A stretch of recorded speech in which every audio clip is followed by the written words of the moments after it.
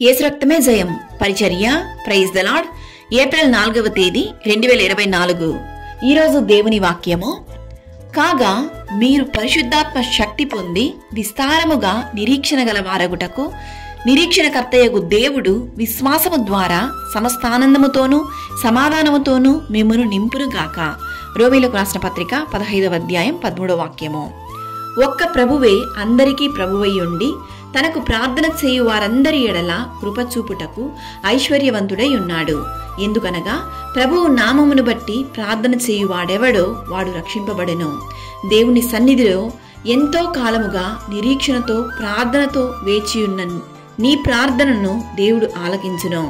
ఓపికతో దేవుని ఆశీర్వాదం కొరకు వేచి ఉన్న నిన్ను పరిశుద్ధాత్ముడైన దేవుడు ఆశీర్వదించబోతున్నాడు. ఆత్మీయ జీవితంలో సాతాను నీకు విరోధముగా ఎన్నో పోరాటములను నిన్ను కృంగదీయాలని బలహీనపరచాలని చూసినను సర్వశక్తిమంతుడైన దేవుడు నీకు తోడుగా ఉన్నాడు. మరియు అన్నిటి యందు ఎల్లప్పుడూ మీలో మీరు సమృద్ధి గల వారై ఉత్తమమైన ప్రతి కార్యము చేయుటకు దేవుడు మీ ఎడల సమస్త విధములైన కృపను విస్తరింపచేయగలడు. నిరీక్షణకర్తయగు దేవుడు విశ్వాసము ద్వారా మీ ప్రతి ప్రార్థనలను ఆలకించి సమస్త ఆనందముతోనూ సమాధానముతోనూ మిమ్మును నింపునుగాక. ఆమేన్. God bless you.